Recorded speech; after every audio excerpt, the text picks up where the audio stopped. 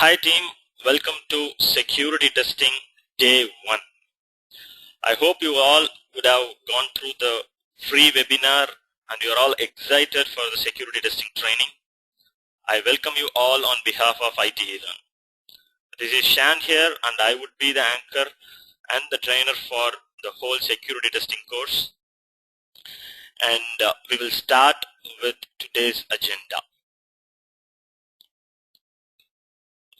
So what we are going to talk about today is we are going to talk about the web application architecture, how usually a web application works, and a HTTP protocol, what is the structure of that particular protocol, like how it is being designed or the way in which it works, and how it communicates between the server and the client.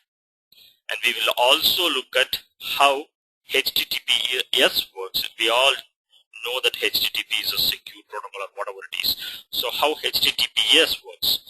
So this session is basically to understand the very basics of the security testing aspect. Once we are through, it's very easy to crack it from sessions from then on. The reason is this is a very basic session which will talk about the protocols, the way in which it communicates.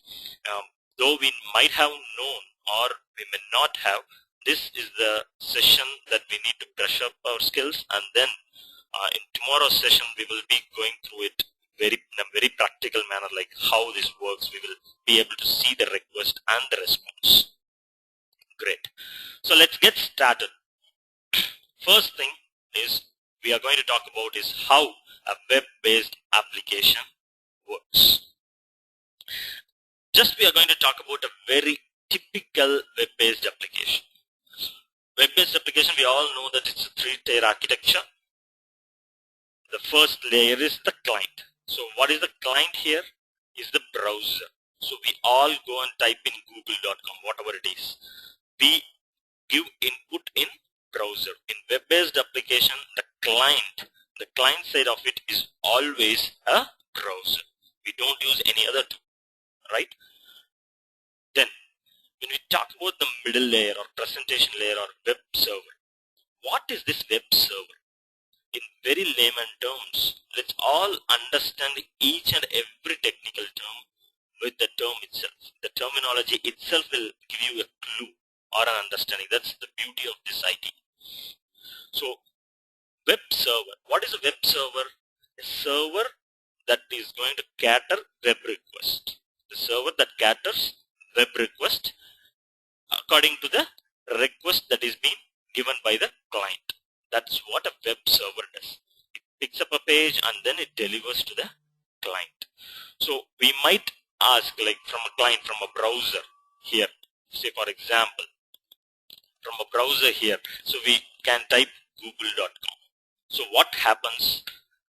We have actually requested for a page, and the client, the page that we are seeing has been catered by web server. So web server has catered the particular request. So this is all about the middle layer or the web server.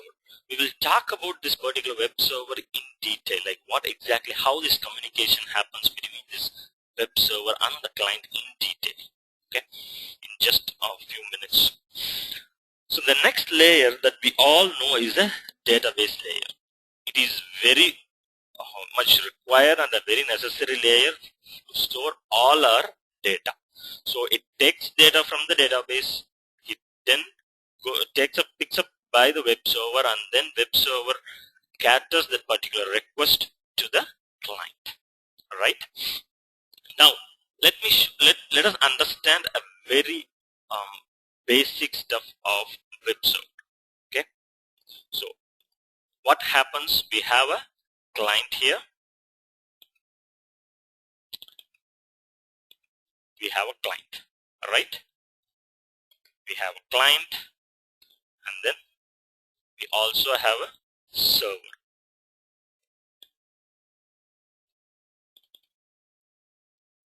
Okay, the client requests for a page, be it anything, First, the client request. We will just talk about these two layers, web server. Okay, so the client requests for a page, be it HTTP, be it anything. So how this works? Like, let's understand from a very basic point of view. So client requests for the page, and then the web server caters this particular page request. Okay, so the very first step, how it establishes the connection. The client requests for the page and the client is disconnected from the server. Please understand, I repeat it once more. The client requests the web server to cater any request and the client disconnects. The web server again connects to this client and then caters the page accordingly. Okay, so what protocol that we are going to talk about today is HTTP protocol. Okay, HTTP protocol. Right. So this is the basic of this particular, the mechanism in which the web browser interacts with the web server. All right. Right. So this HTTP protocol, what it does, what exactly it does, it is a mechanism with which the client interacts with the browser. It's a protocol in which these two, web server as well as the client, communicates. Okay, this is what we are going to see in detail in next few slides. So the web server caters HTTP requests. It caters HTTP requests. In web applications, it caters HTTP requests. Okay, fine then. Let's move back to the slide. So we have a very basic understanding of how these web applications work. That is a client, that is a business or a presentation layer, and a data layer. This database can be anything: MS SQL, Oracle, MySQL, SQLite, DB2, and whatnot. It can be any database layer. Alright. So let's keep moving on. Let us understand the very basics of HTTP. Okay, what is this HTTP all about? HTTP is a TCP/IP communication protocol. HTTP itself is a protocol, but how it being transmitted? It is transmitted using TCP/IP. So what is this TCP? TCP is Transmission Control Protocol. TCP is Transmission Control Protocol. And what is this IP? IP is Internet Protocol. So this is the transport layer of HTTP. This is the transport layer of HTTP. Right. So what are all the properties? So when we talk about this client and the server interaction, okay, we should know exactly how that works. Right. We have already seen the client requests for a page, and then the client disconnects from the server. The server again establishes the connection and then caters the request. Right. So what is the property here? The first property that we are going to talk about is connectionless. Why it is called as connectionless? So as I have discussed already, the client disconnects from the server and waits for the response. The client, whatever we have seen here, the client requests for the web server to come back for the request. So once this connection has been made and then the client requests for the page, the client disconnects. That is the reason why it is called connectionless. The server must again establish or re-establish the connection after it process the request. After processing the request, again web server will reconnect it to client. This is how the actual HTTP works. So this is the reason why it is called as connectionless. Okay. The next property that we are going to talk about is it's a stateless protocol. So what we have seen just now is the connectionless. The immediate result of being connectionless is what? Being statelessness. So what is statelessness? So what state of client and server after what state? I would put it in the other way around. So the client and the server are aware of each other only during the request. After that, each one of them forgets one other, right? So once the client has been requested for the page, it disconnects. So that is the reason why we call it as a connectionless protocol. Now, what is a stateless then? So client and server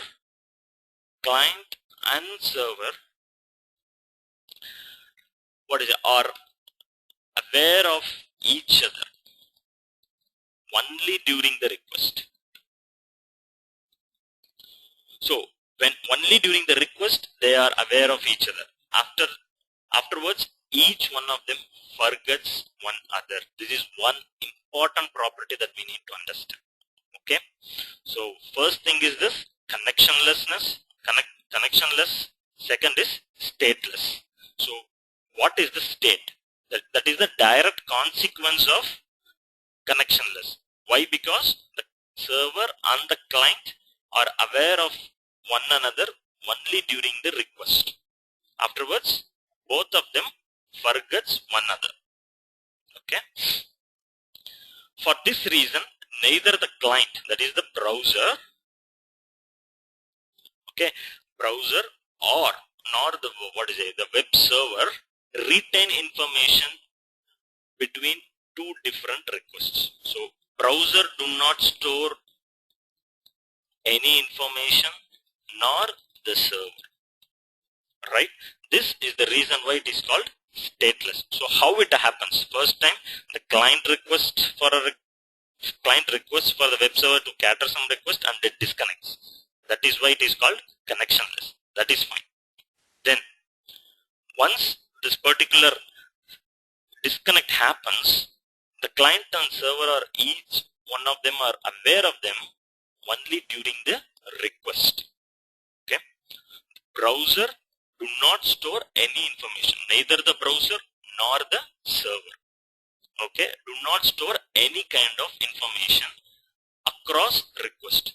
Then how this web page is getting transformed into the particular mechanism and then displayed to the client? That is the question. If they do not retain the information about one another, then how it exactly works? That is the next question that pops our mind, isn't it? If they do not store the information, neither the client stores the information nor the web server stores the information of the client. Okay, then how it effectively communicates would be our next question. So I'll just address that in few minutes. All right. So this is statelessness. The next property is media dependent. There is no media dependency on HTTP. Means what that means? It can handle the client and server. Any type of request can be handled by any type of media. Know how to handle the data content. So any type of data that is sent by HTTP, as long as both client and server know each other, they know how to handle the content. That's it. So it's a media dependent. It doesn't depend on the media. Alright. So this is all about just the simple HTTP introduction. We are going to see HTTP in detail. Before that, I would like to hear you the questions that I would like, in case you have got any.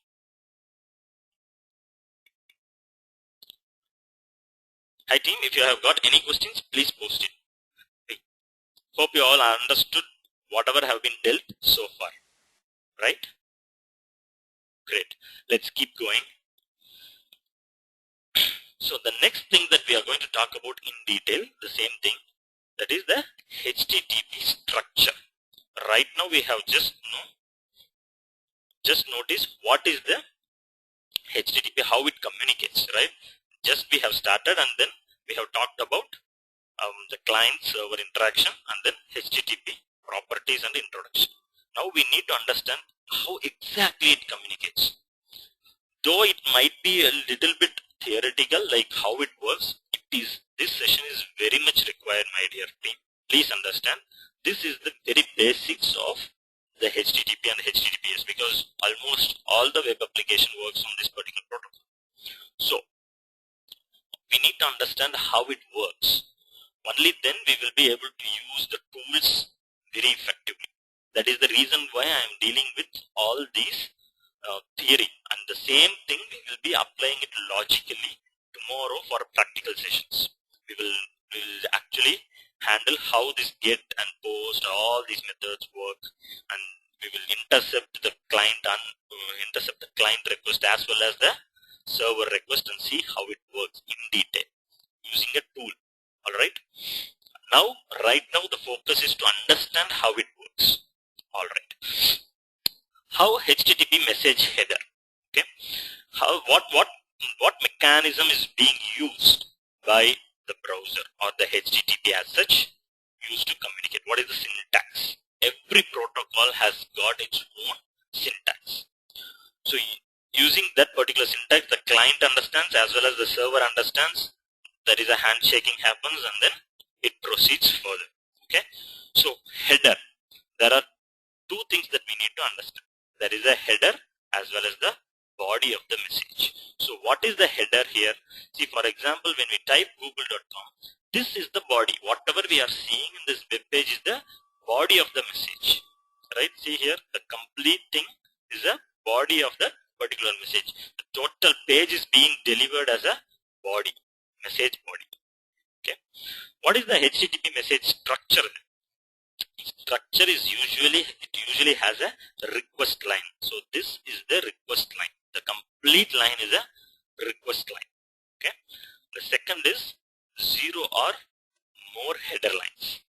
We will just talk about all the header lines in detail in few other slides. Okay. And just wait for a minute. The same, we will just talk about the header line here. Okay. So what is this header line all about? There is a method. This get is a method. So when I type google.com, I instruct the web server to get the page for me. Get is the method to get the message, get the requested message. So we need to understand this particular concept. So there are various methods available in particular HTTP protocol, the protocol which is under our discussion. So we will talk about all the methods, but right now we will just see how this request format works. So get is the method used to get the web page or get the particular request. Okay, get the message or data or information from the server. So whenever I type google.com, it is a get. I am trying to get the page from the server, get the data or information from the server. That is why it is, the method name is get. Alright, there are various other methods associated with it. We'll see in next few slides. Next is the path of that particular request. So here what it is www.google.com. It would be get www.google.com. So whatever the page in which they have maintained inside that particular folder, that would be shown when we intercept. Tomorrow when we use the tools, we will be able to see clearly how that will be intercepted. Okay, when we intercept the request, we will be able to understand this bit. What is this path? This path is nothing but here www.google.com. So I am trying to get the page, and then what else is here? http/1.0. What is that all about? HTTP is a hypertext transmission protocol, and /1.0 is the version of HTTP that we are using right now. That is the version of HTTP that we are using right now. Fantastic. So the HTTP message header or the request format, the first request header message is what we have seen just now. Okay, this is just the first line of the request. There are the other lines, or it may have other parameters associated with it. We will just talk about it. Okay, before going to that, we will similarly see how a response works. So you have requested now. You have requested for the page. Okay, the server has responded, right? The server has responded. So how the response format would HTTP/1.1 200 okay. It means 200 is the status code. The status code of your request. We will see all the status codes in detail. There is a status code associated with each and every request. We have just given www.google.com or co.in, whatever it is. It comes back, right? It comes back. So the result is what we are looking at here.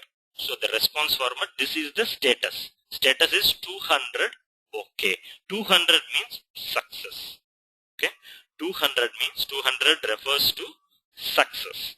And then it says okay. It's the success message with the description of that particular message. HTTP 1.1 is the version that we are using. Okay. So this is a basic request and the response.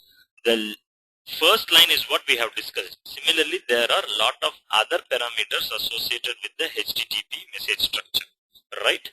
So let's see that particular message structure in detail. Okay, we will just understand this particular message header that we have seen just now in detail. First thing that we have seen is the request line. Now request line gives us what type of request it is. It can have any method followed by the resource, where the resource is being picked up from, followed by HTTP version used. Okay, and then 0 or more header lines. Alright, here is the point that we need to know. So this is one header line. Similarly, it can have multiple header lines. It can have what is the request, what are the other details related to the request can come as a part of header, and a blank line which separates the header and the message body, and then it starts with the message body. What is a message body when we are talking about this particular URL? Message body is the web page as such. These all contents are being delivered through message body. Alright, the complete contents are delivered through message body. Alright. So in the response we have seen HTTP 1.1 is the version, and then 200 okay. 200 is the status code, okay is the status message. Alright. The rest all things, the content type, expires, last modified date, we will just see in a moment. So the content type is the font or the text type it has delivered. The last modified is, this is the last modified date, and then date in which it has actually delivered, and then expires, when this particular content expires. So all these things are there in the response of this particular message. Okay. Now let us go and understand this header lines. We have just talked about header lines, right? The header lines, there can be 1, 0 or more header lines, and then there is a blank line and also a message body. So we are going to talk about the more header lines. What are all the header lines it can have, right? Before that, we will talk about there is a HTTP header lines structure, how it is. Okay, see there, a request may have a body. What is a body here? Again, to reiterate, whatever the contents are delivered is in the body of the message, right? Fine. Returns the requested resource to the user. That is what we have understood so far. We have been talking about it. It returns the requested resource, and the header lines describe the body, if body of the message in the header lines. So what are the header lines here?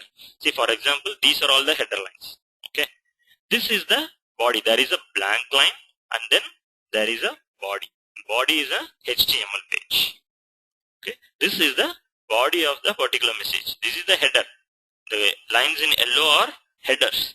We have talked about 0 or more headers. The first line of the header is this one.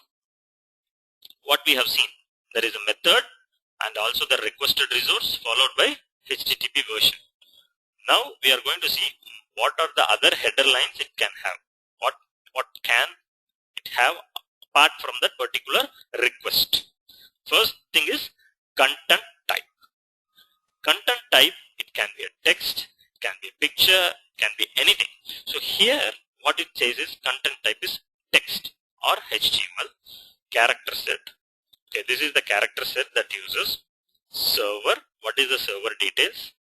XSS protection 1 mode block, XSS frame. So please don't get offended with all these particular headers.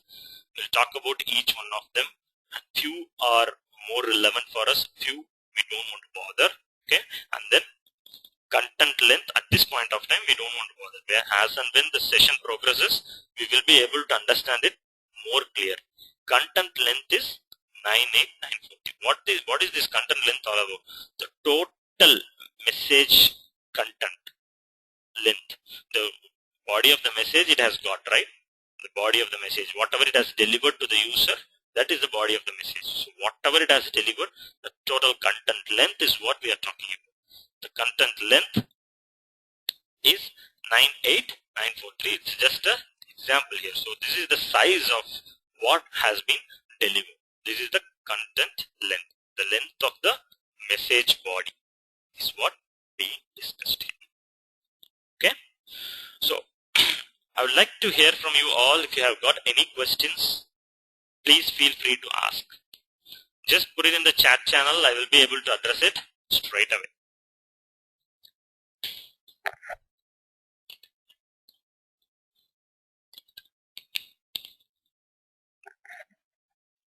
Okay. Fine then. So no questions. Hope things are clear. We are moving very slowly still. I want everyone to understand what is the context here. So header lines we are done with. The next thing is HTTP methods that we have been talking about, right? What are all the HTTP methods? So in just couple of slides back, we have seen the request format, right? Get. We are trying to get information from the server. Similarly, there are various methods associated with HTTP. So that's what we are going to see now. So what are the methods? Get is one method. Get gets the information from the server. Means gets the data or retrieve the data from the server. Okay. It is a part of the header message. See all these things, right? All these things are part of header messages. In header, these things will be passed. What method you are using and what type of resource that you are actually pointing to. So in just couple of slides back, we have seen get. Get is a method. Similarly, there are various other methods associated. That's what we are discussing right now. So get is done. And what is the head? We have just seen that there is a message header as well as message body. And there is a blank line in between message header and body, right? We have just seen that. There is a message header and then blank line and then message body. This is the message body. Now, head, what this particular method does, it will just get the response header alone. When the information is very huge, we can make sure that we are just posting or getting the method. We use the method head to get the response headers without having to transport the entire content. The reason is, if the content is pretty huge and the user is not interested in everything, we can ensure that we are just transferring the data in bits and pieces than transferring the data in bulk. Whenever the response to one particular request is done without the message body, that is the method that is known as head. When there is no body, only the header is being passed, that is head message. In head message, it will have the complete contents of the header details only, right? So what is post then? See, for example, the post, the name says it all. We are trying to put or we are trying to place a request, place a resource onto the server. For example, if we see the form data and all, okay. Now see the URL what it is, co.in. So for example, if I say ITeLearn and click search, so what exactly happens here to the URL? Whatever the thing, even a minor change that happens, we should notice so that we can just try and penetrate into each one of those loopholes. Okay, so we will just understand the context here. So the post method, you can see here, q equal to ITeLearn. This is a parameter that is being posted. Q equal to ITeLearn. That is the parameter that is being posted. So post method, what it does, if you fill a form data, for example, the complete details you form, the complete details might be sent as a URL.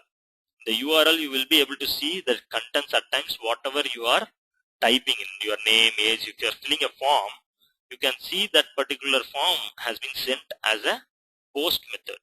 In post method, you can see the q equal to ITeLearn. That's the ITeLearn that I have typed. It's a parameter. It works as a parameter. There are other parameters we no need to worry about. These might be a server parameter that is being pulled as per the request. But this is the string that we have given, right? This is a parameter. So post method is used to post the particular request or post all the form data or whatever it is, the data or the parameters, the data is being pushed to the server.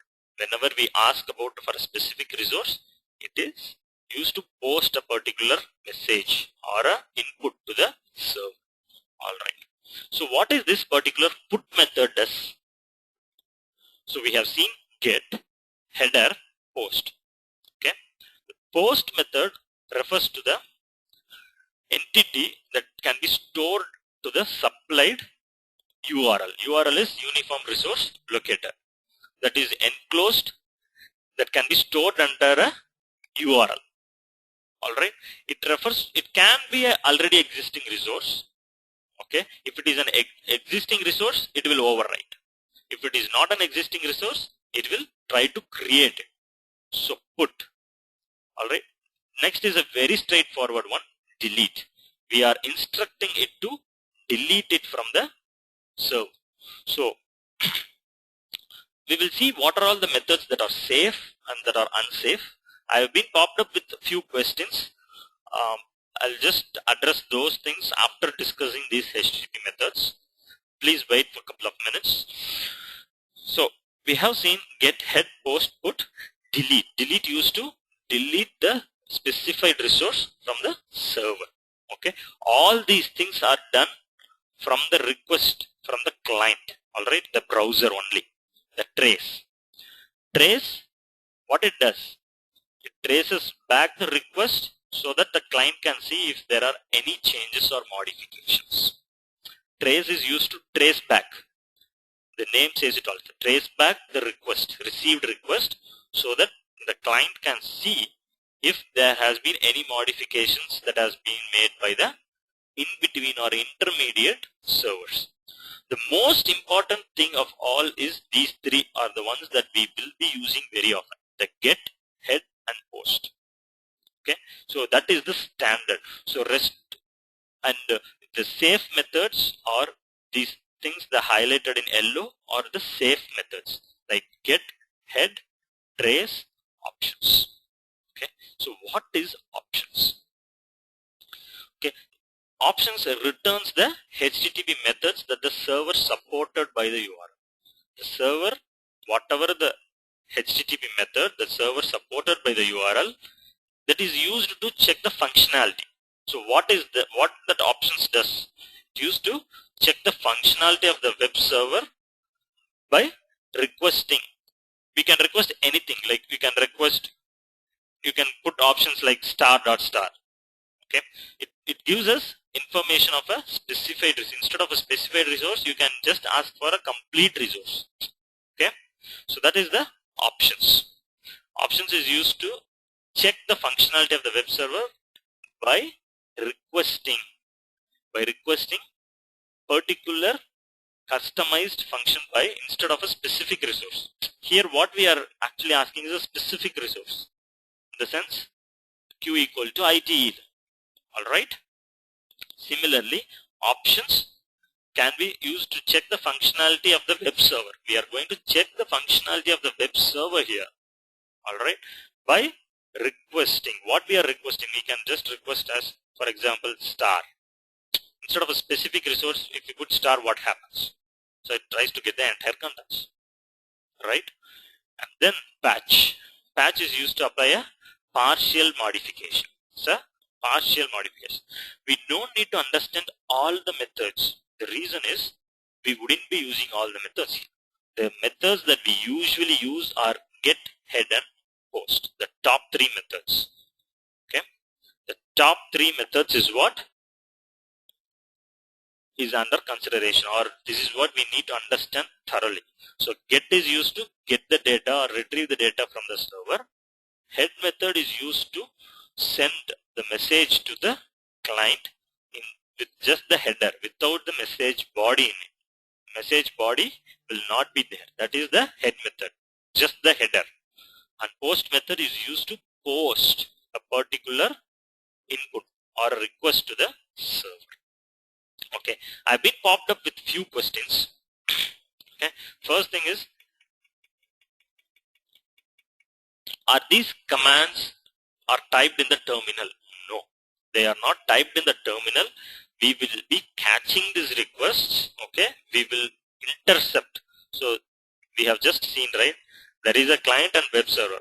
So client is the browser that we are using, and web server is the server that is sitting somewhere else that we don't know where it is, right? Exactly what we are doing here is intercept. So what we will do to understand these concepts thoroughly, that's tomorrow's session, what we will do is intercept this client requests and the server request. What we will do, we will have a proxy. We will have a proxy server.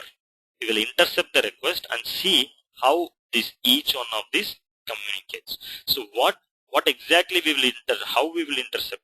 By having a proxy server. All right. So we will not be typing these commands in the command prompt. Okay, these would be intercepted. So we will just see how a client requests for a page, how a web server sends back the requested page, and what is there in it for us. Actually, we will understand that particular whatever we are seeing today, like head, post, all those things thoroughly in a practical manner tomorrow. But this basic is required, because we will be just showing how this communication happens. The reason why I am unable to pitch in directly is, if I directly open particular proxy server and show you how the request communicates, you will not be able to understand. Now the session is all about understanding the protocols thoroughly. Alright. So this proxy server, we will intercept the client and web server. Whatever the traffic, that is either the client request or the web server sends back the request, we will have everything captured in a proxy server. We will see how this works in tomorrow's session in detail. Okay. So the answer to the question is, so it's not typed in a terminal as such. All these methods are part of the header. I didn't get your question, sorry. So why we have a different version in the response? Why we have a different version in the response? Sorry, I didn't get you. What do you mean as a different version? Can you explain? Put again. Okay. Fine. So I didn't touch the point. One person is asking what are the methods are safe and unsafe. I didn't touch those points. I will just touch base on that point. Okay. Fine. So the thing here is that we need to understand here is get, head, and post method that we have just seen just now, right? What we need to understand here is the put methods. One person has asked for put method, how the put method works. Okay, what is the difference between put and post? Put is always a request that is enclosed entity to be stored under a specific URL. It's an enclosed entity. Okay, whereas the post method, what it does is, whatever the form details like you are filling, like ITeLearn. So what just now we have seen, right? Whatever the details that we have seen, it's a post method. You fill some details. Registration, you go to your registration page, you fill the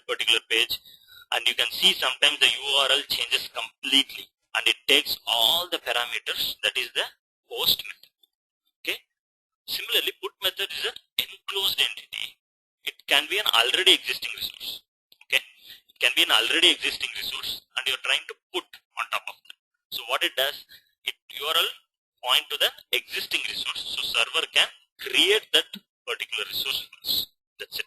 It's a put method. We will not be using this. The safe methods are we will discuss, but the most used methods are these. Alright. So what is a safe method here? What is a safe method here? The highlighted ones in yellow color. You can see here get, head, trace, and options. All these four methods are the safe ones. So why these four are defined as safe? Because these four are intended to get the retrieve of information from the server only. The whole intention of all these four is to retrieve the information from the server. We are not doing any modifications. Okay, we are not doing any modifications. Okay, it will not have any side effects. So get, head, trace, options, all these things are used as a safe options, or mentioned, or we term all these things as safe because it is completely intended to get or retrieve the information from the server, nothing else. We are getting the information from the server, right? What about these things like put, post, delete? You can see here clearly we are trying to modify a resource. That is why it can or it may or may not have a side effect. It may have a side effect. That is why these four are considered as safe. So we have just seen like get method, what is head method, what is trace, and options. So these methods are considered as safe methods because the complete intention of the user is to just retrieve the information from the server. We are not changing anything. We are not trying to do any modifications here. Alright. The only modifications that we are using through all the other methods like post, put, delete, patch. Patch is for partial modifications. Okay.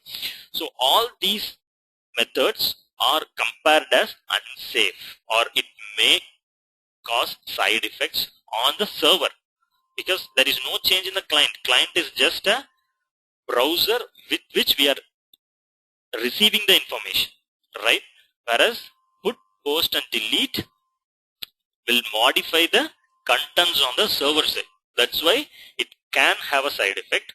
That is the reason why it is not these things, especially put, delete are not used or not at all. What is it? It's not instructed to be used. So the thing that we will be using mostly are the get, head, and post methods. Alright, fantastic. Great. So I think I have addressed most of your questions. So when we start intercepting the requests, as I shown here, we will start intercepting the request. Okay. Tomorrow we will understand it clearly, those methods. Okay. It might look little vague, but just understand the methods, how it is being used, what are all the headers, and what is a message, what is a body. This we need to understand. Fantastic. Fine. So there are various other headers that we have been talking about, right? This slide is just for an information purpose, like what and all a header information can have, like get. It's a get method, /webcode/screen. This is the URL or the uniform resource locator or the path of the resource. HTTP 1.1 is the version number that we are using. I think this is the question somebody has asked. So the current version that we are using is 1.1. Sorry, that was a previous syntax that I have taken it. That's the reason why you would have seen 1.0 here. I think that's the question that person has asked. So here it is 1.0, so it is 1.1. The protocol version that we are right now using is HTTP 1.1. Alright, sorry for that miscommunication. So the HTTP version that we are using right now is 1.1. Great. So HTTP 2 is under construction. So the HTTP the version 2 right now they are in process of developing it. Host. So what is the host here? It's a local host and the port ID it has given. User agent. User agent is, what is the user agent here? Mozilla 5.5 5.0, Windows. So who is the user? Okay, accept. The Firefox 20.0 is the version number, right? Accept what it has accepted, and accept language. What is the encoding methodology it has used? It is gzip and deflate. So what is the encoding methodology? We will talk about each one of these encoding mechanisms. Okay, the referrer is again a URL. So as you can see here, referrer is just a URL again, and then cookie. In cookie we have the J session ID. We will talk about this particular cookie and J session ID in a short. The reason for having this particular J session ID, we have just seen that particular properties, right? What are the properties that we have seen? Connectionless, right? HTTP is a connectionless. Connectionless means what happens? The moment a request is posted on the server, the client disconnects. Once it processes, the server processes it, it again reconnects it back to the server, reconnects it back to the client for serving the information, right? So we have seen here clearly, moment we request for any information, the client disconnects. Then web server responds it back with the request that the client has requested for, right? So in that case, in which way each one of them understand is using the cookie or J session ID. It creates the session ID. Once the connection is established, J is for a Java application. Okay, for a Java application, it can have a session ID. Session ID is, this is what it is. So using this session ID, every time it communicates. It means that server is known and also the client is known for the server. So it is able to intercept, or it is able to communicate it seamlessly. Alright. Authentication. What authentication mechanism it is using? Connection keep alive. Okay. So the idea of this particular slide is to understand that what are all the various header fields available. Okay. There are various header fields. We have seen this particular first line of the header in detail. Similarly, there are other details like content type, expires, if modified, what is the location, date, content length, what is the authorization mechanism, server, all those things are available for us. So this is just to make you understand that HTTP request is not just this line, not just the first line. There can be other parameters, one or more header lines. That's what we have talked about, right? It can have one or more header lines. So the explanation of all these in detail we will see as and when it comes. Because if I talk about all these things in one shot, you may or may not get it, right?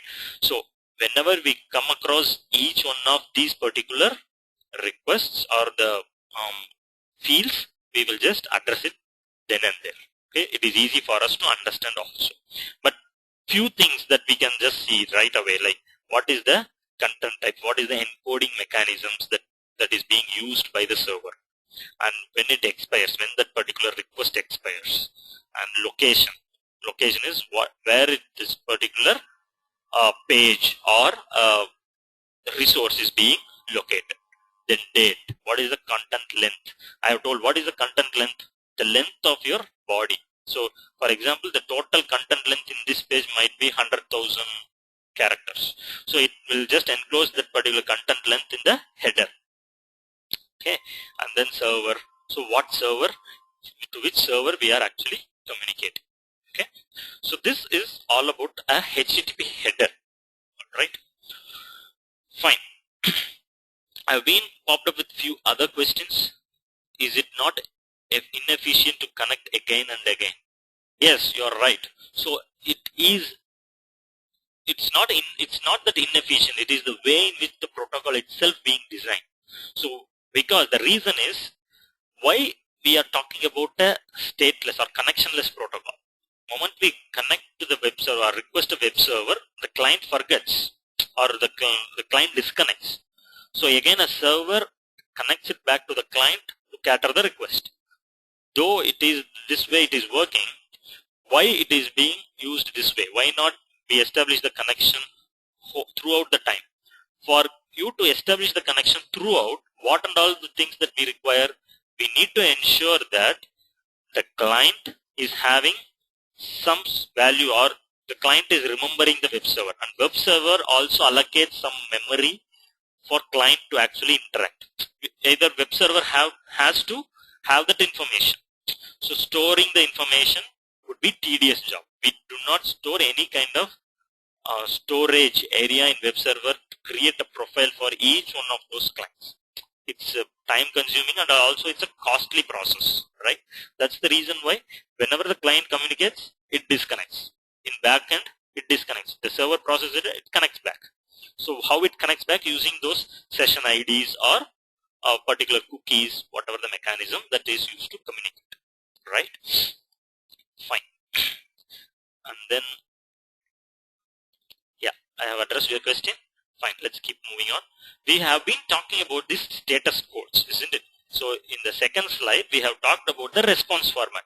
Once we post the request, so this is the from client, we are posting a request. From server, the server sends back the response. So what is the response here? It says HTTP 200. Okay, 200 is the code. So what are all the other codes associated with it? So it can be in these series of format, the series of format. So it can be 1, 2, 3, 4 and 5. 1XX. What is 1XX? It indicates informational messages only. It indicates most of the time what we would have seen, like 404 not found, 404 not found. So it indicates the client side. So 2XX or 200 we have just seen, right? Indicates success of some kind. So we have just now seen the syntax of it, right? 200 okay. That is 200 is a success of some kind, right? Then 3XX.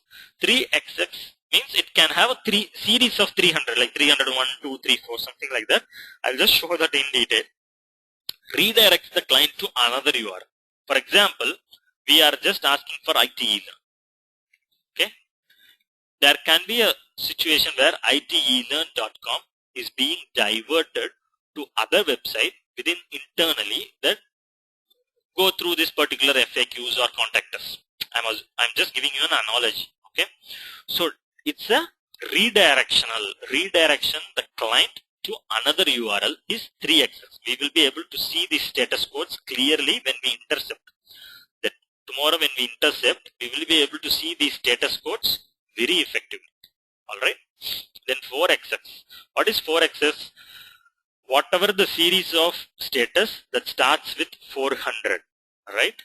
It indicates there is a problem with client side, problem with the browser or the connection or whatever the things that we are seeing on the client side of it. That is this browser side. Okay, 5XX. Whatever the series that starts with 500 is an indicator of the problem that is on the server side. Alright. So the thing that we need to understand is 1XX is for information. It can have various status codes like 100, 101. We will see that in detail. In the sense I have the status prepared in the Word document. You can see here informational messages only. So 100 and 101. What is the reason? So 200 is the success of some kind. We have just seen 200 okay. This request is okay. Right? Similarly, so these are all the 200 2XX messages and its explanation or description. Okay, and 3XX is redirection. We have just now seen. 302 means found. The request page has been moved temporarily to a new URL. You might see this very often. When we start intercepting the request, you might see this very often. Right? 300 is 3XX, stands for redirection. We are redirecting the user to one other URL from the web server. Redirects that particular client to some other URL, redirection of some kind. So here are the list of all the status. Okay. So with this status, we will be able to get a fair idea like what is actually happening on the web server. Sometimes this itself will give us a clue regarding the status of the server or the client. Right. So it's better to understand how these status codes or what these status codes stands for. We no need to memorize everything, but few things like what is this particular starting character, like 4XX means we should know it is a client error. 5XX stands for server error. So 3XX stands for redirection. So all these things we should understand. So this is a bad request, unauthorized, forbidden. You would have seen this 403 forbidden. Access is forbidden to the requested page. This is a hint for a security test, right? So there is a resource that is being forbidden for this particular user, and 404 not found. So with these status codes, we will be able to understand few statuses, and then we will try to manipulate it. Server errors. This 5xx stands for, see, sometimes we might get that bad gateway, service unavailable, or gateway timeout. We would have seen these errors, right? So something to do with the server side is starts with 5xx. All right. So we have just covered HTTP so far. So what are the advantages? Advantages, it is a connectionless protocol. Whatever the properties are its advantages. So it doesn't need to store anything on the web server side or the web server side or in the client side. It doesn't store anything, right? It remembers using JSession ID or using cookies. It doesn't store, or it doesn't create a profile as such for each and every client on the server. For example, if 100 people are logging into google.com, it doesn't create 100 profiles space for 100 users to actually work upon. It doesn't store any such information. Okay. So what is the disadvantage? Whatever we have seen in the message body, we have seen the message body, right? Whatever it is not encrypted, right? It is not encrypted. So the reason is it's a simple protocol, simple client server protocol, right? The disadvantage is it is not secured. So we need, this leads to the next type of protocol which has to be secure. So the disadvantage of HTTP is it is not secure. Alright, it is not secure. Now the advantage is all the properties that we have seen so far, like it is a connectionless protocol, it is a stateless protocol, and it is a media independent protocol. Alright, so the disadvantage of not being secured leads us to the next protocol. So what is the next protocol here? Hypertext transfer protocol, secured protocol. So we all know that when we usually use this particular protocol, okay, for example, you are going to shop online, you are doing some shopping online, you would have seen automatically when you log into your banking application or shopping application or any kind of e-commerce based application, you are buying anything online, it is always HTTPS. In the sense it is secured. So the reason, or previously we have seen this HTTP, Hypertext Transmission Protocol, works on TCP IP layer. Like we have seen, right? HTTP works on TCP IP. TCP is Transmission Control Protocol and IP is Internet Protocol. Right? The transmission layer that we are talking about. Whereas in HTTPS, it is secured socket layer. The communication happens on a secured socket layer. Right. Little bit of history here. So who developed this HTTPS is when Netscape, I think most of you have heard about this Netscape Communications. They had a browser, Netscape Communicator.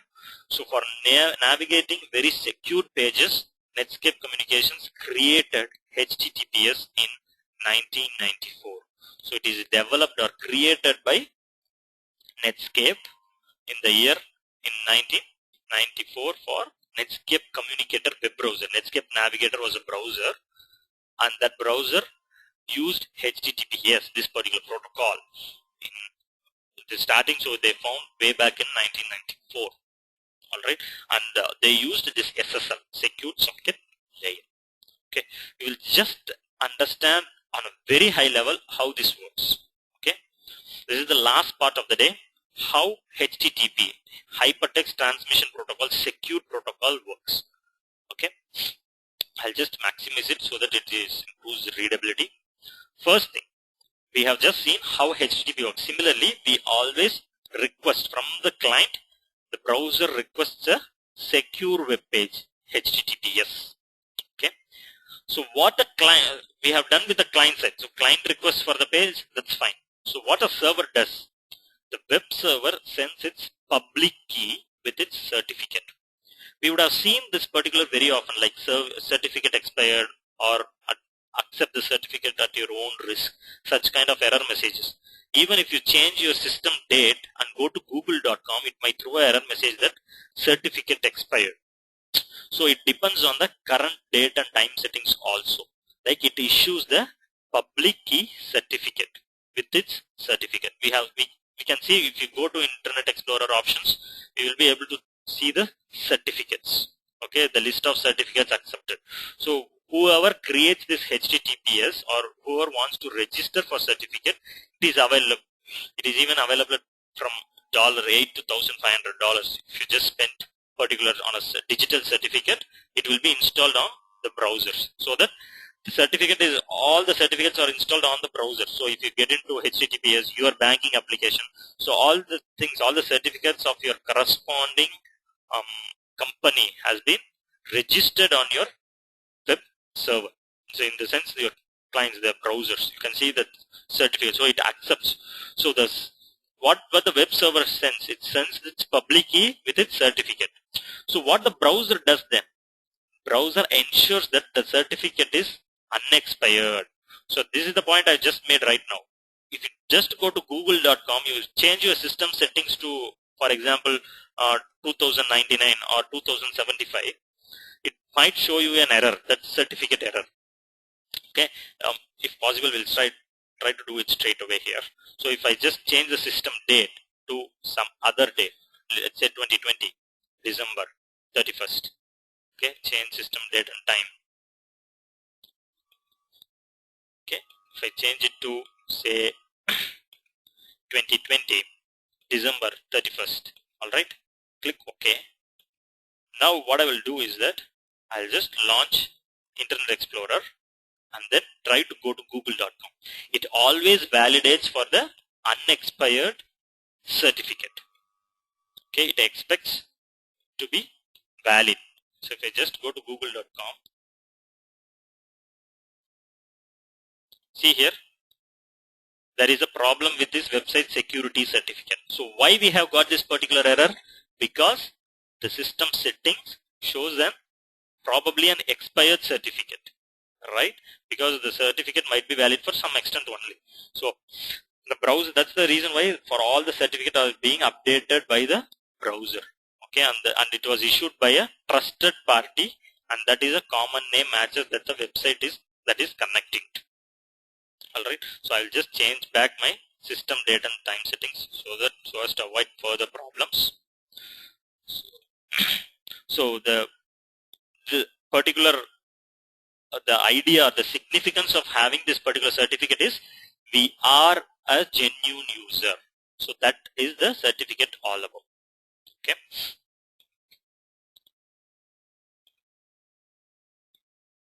Okay, fine, fantastic. So the browser requests a secure page, right? That's the first thing that we have seen. Then what the server does? Web server sends a public key with its certificate.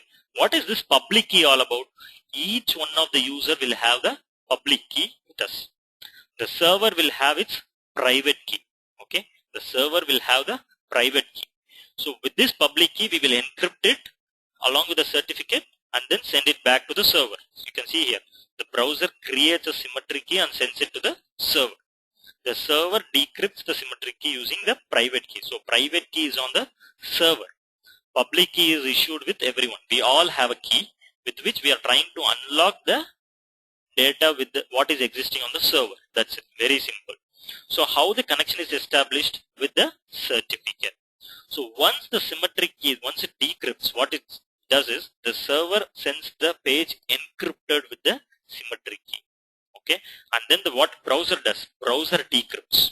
So the same thing goes on and on and on for all the HTTPS requests from then on. The very first time, it just requests for the page. The page is sent, the server sends it with the public key with the certificate. Once it executes or once it checks, verifies, validates the certificate, checks for unexpired date, unrevoked or issued by a trusted party, all those things are updated in the browser itself. Okay, the trusted certificates. Sometimes if you want to have an exception, you can go and add an exception to the certificates also. Those settings are there in your browser. Okay, the browser creates a symmetric key and sends it to the server. Okay, we all have, or end users, we all have a public key. Server has got a private key with which it encrypts and then it comes back to the client. Client decrypts the information and then starts using it. This is how a typical HTTPS works. Alright. Fine. So why certificate request required for HTTP and not for HTTPS? So the reason is we need a secured communication. Okay. HTTP is not secured. We have already seen that. It happens on a different transmission layer. It happens on a TCP IP transmission layer. Right? Whereas HTTPS happens on a secured socket layer, SSL. That is the reason, and that's why it is different from HTTP. Okay, for Google, client is not requesting HTTPS, right? No, it requests for HTTPS. If you log in, you can just go to HTTPS. And then I have a question on web security testing. So is this testing about web testing or software security testing? So it is about web application security testing, but for us to understand the process henceforth, we need to understand how these protocols work, because protocols work in such a way and there is a set of rules that are associated with this protocol. Unless we understand these rules, it is difficult for us to cope up. That is the reason why I have been covering these topics. Okay. Which tool do we need to perform the security testing in web application? There are various tools in the market. Okay. Various tools. You go for commercialized tools, you go for open source tools. There are various tools in the market right now. Okay. One example is Acunetics. Veracode is a Veracode, VERACODE. It's a commercial tool. Acunetics. And then there is an open source, WAPITA, WAPITA. So there are tools in the market. There are also some browser plugins. Firefox browser plugins also do some kind of help for us. In the sense, it does help us to evaluate few other threats that we will be seeing in that particular session. Okay. So this particular video would be uploaded. Okay, you will be able to see this particular video. I will also try and upload this particular slide set, but however the slide set, it all has got hint only. It's just got hints and we need to develop. That's the reason why I have just explained everything. So video would be uploaded at the end of the day. You will be able to see the videos. Alright, and if you have got any other questions, please feel free to make use of forums. We will just create one more group in that forum. We have got manual testing and automation. We will also add security testing, and then we will go ahead and start using the techniques, various techniques, starting tomorrow. So tomorrow's session is going to be very, very hands-on oriented. In the sense, we are going to see whatever we have seen today, like a request response and how it is being intercepted, the request codes, and also message length. We have seen all those header message and the response. We will be able to talk about this further in detail tomorrow with a hands-on session. Okay, so tomorrow's session is much more exciting and challenging. We will also get into one of those strategies with which we can break particular application. We will do one exercise on parameter tampering. I will just explain you tomorrow on that. So this is all I have for today's session. Okay, if you have got any further questions, please start posting in the forum, and we are very active in the forums, and we will get back to you in next 24 hours. Okay, thanks a lot for joining, team. I hope you had a fantastic session. Tomorrow's session is much more exciting. Please do join us. Thanks a lot for joining. Have a great day.